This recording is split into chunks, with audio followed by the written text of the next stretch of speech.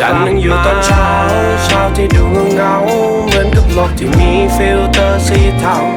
แม้อากาศจะหนาวแต่พอมีแดดก็ร้อนฉันยังคงนั่งมองดูตรงที่เก่าฟังดูเหมือนละครแต่ว่าภาพที่มองมันเคยย้อนเรื่องเรา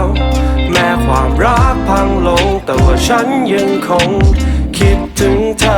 เบาๆเท่านั้น